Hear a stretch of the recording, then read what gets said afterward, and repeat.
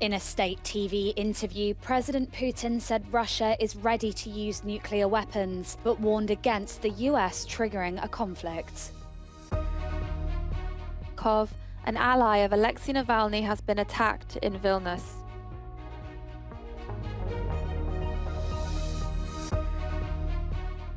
Israeli Prime Minister Benjamin Netanyahu vowed to finish the job in Rafah.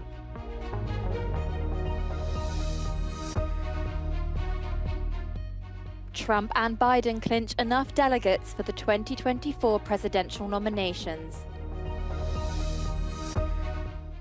The UN nuclear watchdog says treated radioactive wastewater discharged from Japan's Fukushima nuclear plant is safe. The Russian army attacked Sumy with a Shahed UAV overnight, hitting a residential building, Ukrainian authorities said. Fire broke out at the site of the attack, which is still under investigation. At least 10 people were rescued from the rubble, 8 of them with injuries of varying severity. Было 1:30 ночи. Как это сталось, я не знаю, я не поняла ничего. Рухнула, бухнула, и мы выскочили. И вот что получилось. Я вот на втором этаже, наша квартира на втором этаже. У нас ребенок маленький. Как мы уцелели? Russian authorities reported another major attack by Ukrainian drones early on Wednesday, injuring at least 2 people and sparking a fire. In a state TV interview, President Putin said Russia is ready to use nuclear weapons, but warned against the US triggering a conflict. Наша триада, ядерная триада, она является более современной, чем любая другая триада. А таких триад только вот у нас, да, американцев. Они развивают все свои компоненты. Мы тоже. Но это не значит, что, на мой взгляд, они готовы завтра развязать эту ядерную войну. Но хотят, ну что ж так делать?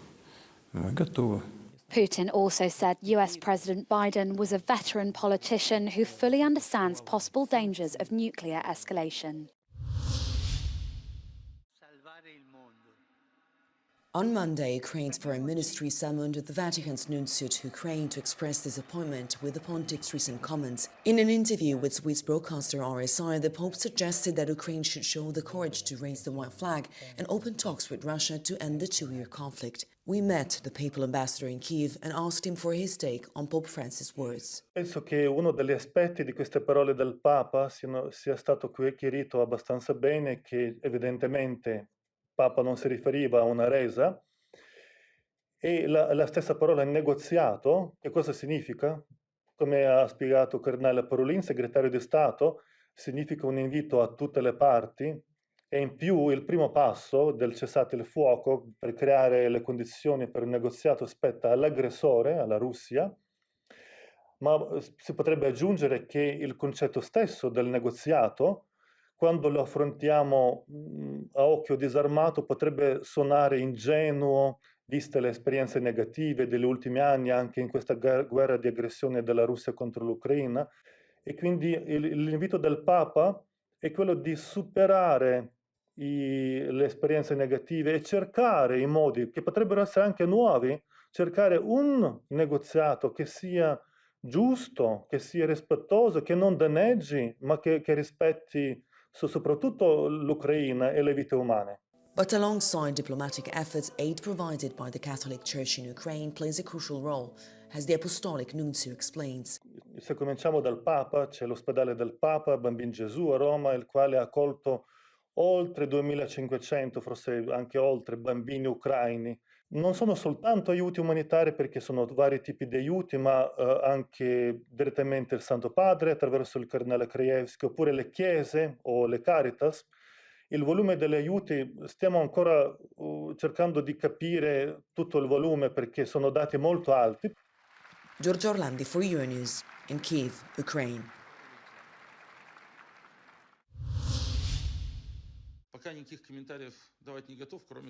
Leonid Volkov, a close ally of late Russian opposition leader Alexei Navalny, is attacked in Lithuania's capital Vilnius. A spokesperson for Navalny said that Volkov was attacked as a man smashed a window of his car and hit him with a hammer. The attack was confirmed by Lithuanian's foreign minister, who called it shocking on social media.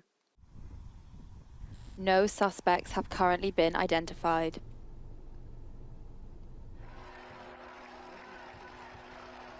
The attack comes nearly a month after Navalny was pronounced dead in an Arctic penal colony. His death has been widely blamed on the Kremlin, who have denied involvement. Volkov is a close ally of Navalny and helped him run several election campaigns, including one convincing voters to turn away from Putin in the upcoming presidential election. He left Russia several years ago under pressure from authorities.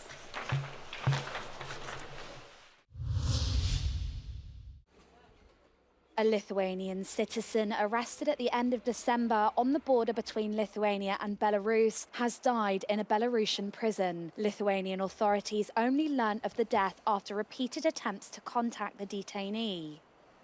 Buvo daug kartų prašyta, kreiptasi dėl susitikimo, kadangi jo negavom, parašėm dar vieną notą.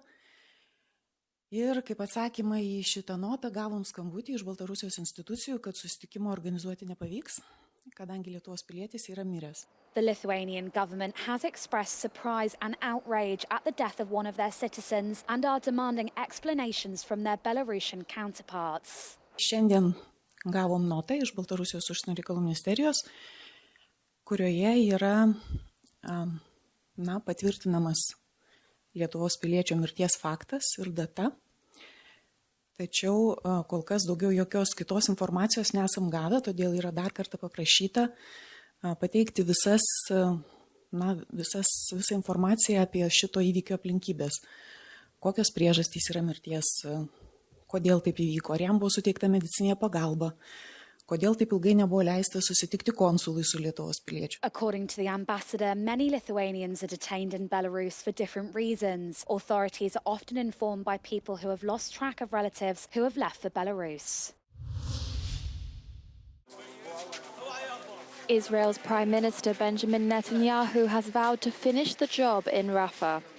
Speaking at a pro-Israeli conference in Washington, he added that Israel would take steps to secure the safety of civilians.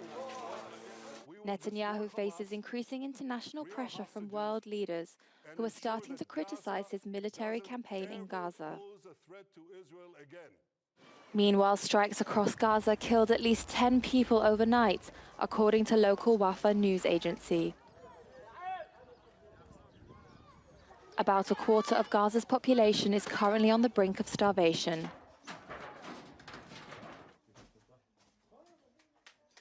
British Foreign Secretary David Cameron said that the United Kingdom was doing what it could to bring aid into Gaza. He called on Israel to open the port of Ashdod to allow a maritime corridor of aid into Gaza. The US Air Force have also announced another airdrop of aid into Gaza, including 16 bundles of food.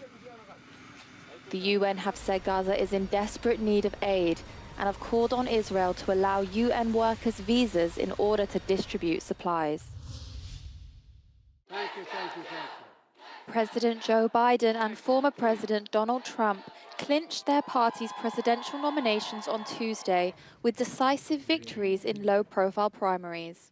Let me say a few things. The outcome of contests across Georgia, Mississippi, and Washington state was never in doubt, but gave each candidate the majority they needed to claim the party's nomination. I think it's going to be inspiring because The votes mean that Biden and Trump will definitely be facing a rematch in the upcoming fall election.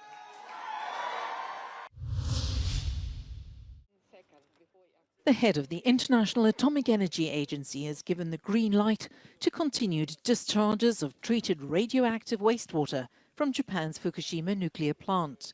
It was Rafael Grossi's first visit to the site since releases of water into the sea resumed in July. Confirming a preliminary IAEA report, he said Fukushima's operations met international standards. I'm very confident of the process here and very confident that the dialogue with China and with other countries will be constructive and we will be able to provide all the assurances as required. After meeting Japanese ministers, Grossi sought to reassure China and local fishing groups that the discharges would not harm the environment. A tsunami in 2011 caused a meltdown in 3 of Fukushima's reactors. It's taken more than a decade to complete the cleanup and get the go-ahead to resume operations. A private sector rocket, thought to be the first to launch into orbit in Japan, exploded shortly after liftoff on Wednesday. Footage showed the rocket, called Kairos, blasting off from the Wakayama prefecture in central Japan, exploding mid-air within seconds from takeoff. A huge plume of smoke engulfed the area, and flames could also be seen in some spots. The video then showed spurts of water shooting toward that spot in an effort to put out the blaze.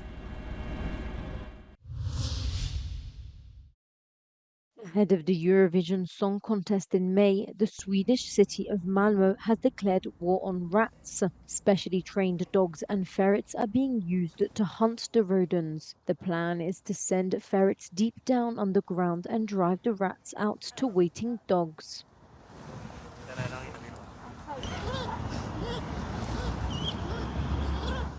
Ja, men det har nog med det att göra och försöka få ner beståndet så mycket som det går.